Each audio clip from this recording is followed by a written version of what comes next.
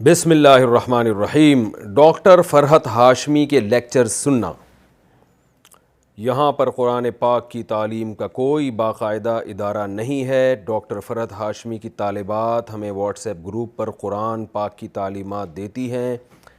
کیا ڈاکٹر فرحت ہاشمی صاحبہ کے ترجمہ و تفسیر پر اعتماد کیا جا سکتا ہے یا نہیں؟ مسز عدیل اسپین سے۔ ڈاکٹر فرحت ہاشمی کے جب سے لیکچر شروع ہوئے ہیں الحمدللہ بہت ساری خواتین نے پردہ کیا ہے۔ میں ذاتی طور پہ جانتا ہوں بہت ساری خواتین قرآن سے دلچسپی پیدا ہوئی ہے اور آگے انہوں نے قرآن کی تعلیمات کو عام کیا ہے۔ یہ فائدے بہت ہیں، تو اس لیے سنیں آپ ضرور، انشاءاللہ اللہ نے چاہا تو فائدہ ہوگا۔ اب تک کوئی ہمیں ایسی تفسیر پر کوئی چیز نظر نہیں آئی جو شریعت کے خلاف ہو، لیکن یہ بات ضرور ہے کہ مسائل جو ہے نا، فقہی مسائل، وہ ریلائبل مفتی سے پوچھنے چاہیے۔ آج کل مسئلہ یہ ہے کہ جو آدمی واعظ و نصیحت کا کام شروع کرتا ہے یا درس قرآن کا، وہ لوگوں کو مسائل بھی بتانا شروع کر دیتا ہے، چاہے مرد ہو یا عورت ہو۔ یہ ایک چیز معاشرے میں پھیل گئی ہے، تو ہر چیز کے اہل ہوا کرتے ہیں۔ تو جب آپ کو کوئی فتویٰ چاہیے تو پھر اس میں آپ کسی ریلائبل دینی ادارے کے کسی مفتی سے جو پراپر جو فتوے کا کام کر رہے ہوں عرصہ دراز سے، تو ان سے پراپر فتویٰ لینا چاہیے۔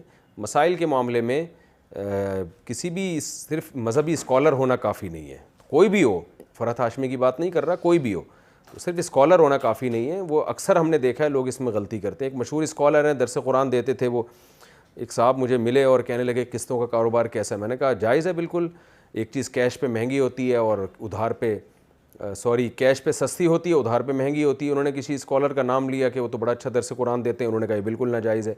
تو میں نے کہا نہیں، ایسا نہیں ہے، وہ اسکالر تھے اپنی جگہ، درس قرآن بھی اچھا دیتے تھے، مسائل کا علم نہیں ہوتا، ہر چیز کے ایک اہل ہوا کرتے ہیں۔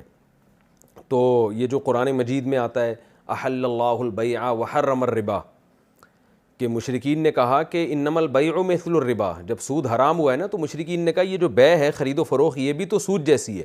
تو بعض مفسرین نے لکھا ہے کہ وہ قسطوں کے کاروبار ہی کے بارے میں مشرکین نے اعتراض کیا تھا کہ اگر آپ سود کو حرام دیتے ہیں تو قسطوں پہ بھی تو چیزیں مہنگی بکتی ہیں۔ تو اس کے اللہ نے کیا جواب دیا؟ احل اللہ البیع، بھائی وہ خرید و فروخت کا معاملہ ہو رہا ہے، وہ جائز ہے، اور سود کا معاملہ وہ حرام ہے۔ تو اللہ نے فرق رکھا ان میں، ایک کو حلال قرار دیا، ایک کو حرام قرار دیا۔